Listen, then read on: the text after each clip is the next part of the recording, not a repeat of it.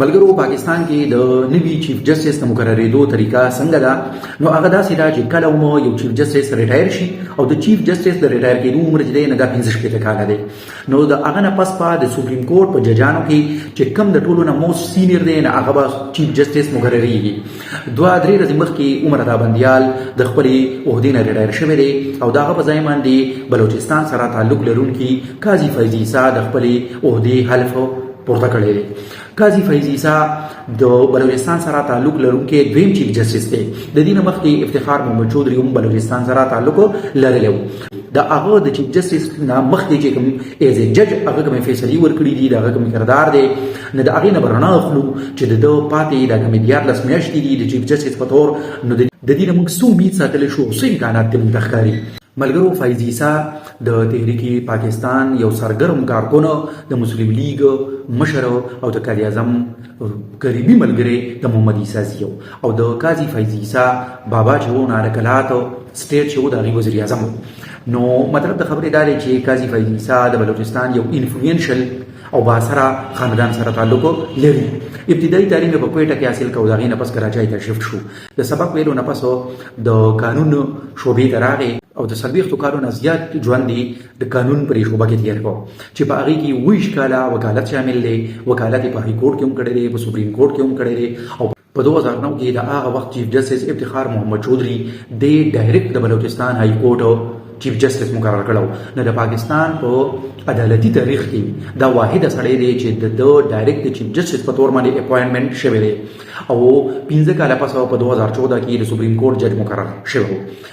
ملګرو د چې کله د بلوچستان های کورټ د چیف جسټس په عهده باندې کار کوو نو په هغه وخت کې د پیپل پارټۍ په دور کې چې کله میمو ګیټ ایشو مخې ته راله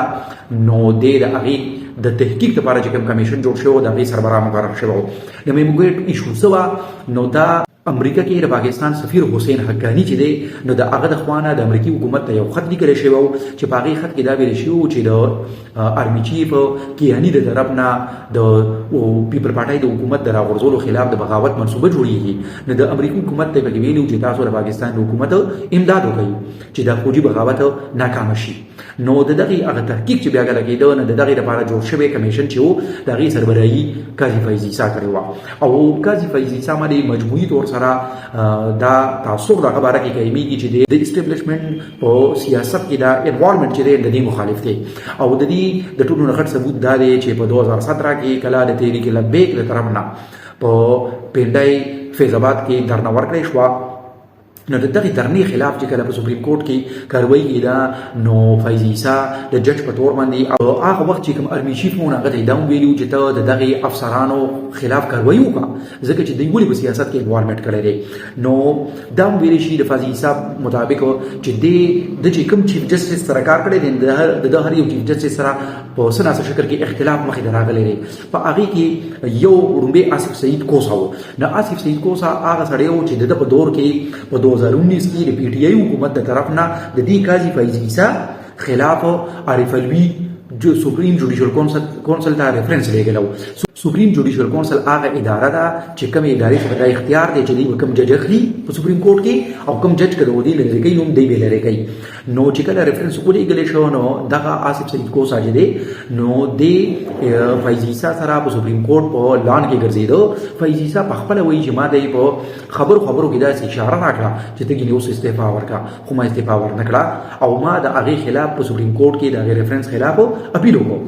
نو د هغې اپیل فیصله بیا اوس په جنوري 2023 کې دا راغله چې هغه اپیل خارج کړی شو. بل چیف جسټس ګلزارو د پی ټی آی ورکر کنونشن په جنا کنونشن سنټر کې وشو او وزیر اعظم عمران خان ولا هم راغلی و د دې خلاف یې اسقاط نوټس اخیستی و. بل جسټس ګلزارو د ممبر اف پارلیمنټ چې دی منیزو د د فند استعمال باندې هم اسقاط نوټس اخیستی و. نو دې دواړه پیرې ته فیض عیسی د دې مخالفت کړو چې یاره دا دومره وړې خبرې دي او نه په دې کې دومره قانون ماتېږي نو تاسو داسې د اسقاط نوټس استعمال مه کوئ.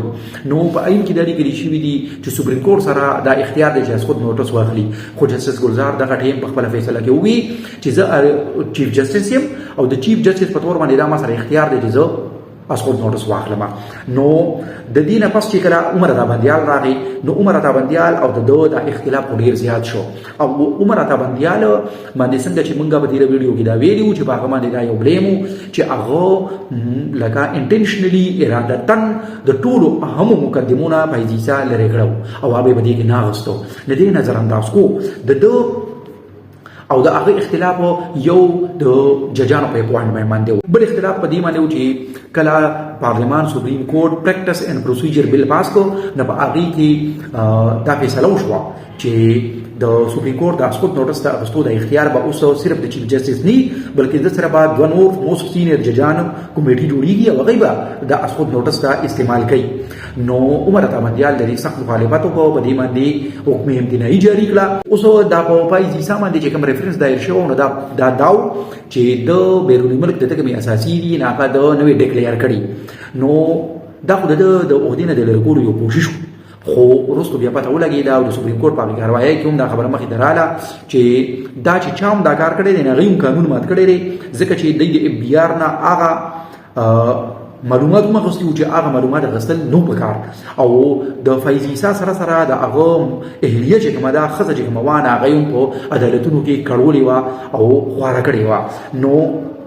فیضیسا د سپریم کورټ په هغه ججانو کې دی چې هغه د سپریم کورټ په ویب سایټ باندې 2018 کې هم 19 کې هم 20 کې هم خپل اساسي ظاهر کړي دي. هغه در سره هم شریکوم هغه دا دي چې په 2018 کې د کوم خپل اساسي ظاهر کړي وي نه د ټوټل اساسي چې وی د مالیت 1 کروڑ او 50 لک جوړېدو او په دې باندې چې د کوم ټیکس ادا کړو نه 2 لک جوړېدو. په 2019 کې د اساسي 1 کروڑ 1 لک وي او په دې باندې د 12 لک ټیکس ورکړو. په 2020 کې د 2 کروڑ 12 لک مالیت اساسي لري او په دې باندې د 14 لک ټیکس ورکړو. نو اوس خو فیضیسا چیف جسټس مقرر شو خو فیضیسا سره په 14 میاشتې کې مخامخ د تر غټ چیلنجز دي. هغه غټ چیلنجز څه دي نه هغه د ټولو نړۍ یو چې دی نه په ادلیه کې چې کوم واضح تقسیم دی نو بندیال خلال خو بندیال هغه ججان چې کومه خو پاتې دي کنه نو تقسیم غوښته دغه تقسیم ختمول. دویم نمبر چې دی نه په 90 ورځې کې دنه اوس ته اسمبلی الیکشن کول. دریم نمبر چې دی د پریکټس اینڈ پروسیجر لا چې کوم باندې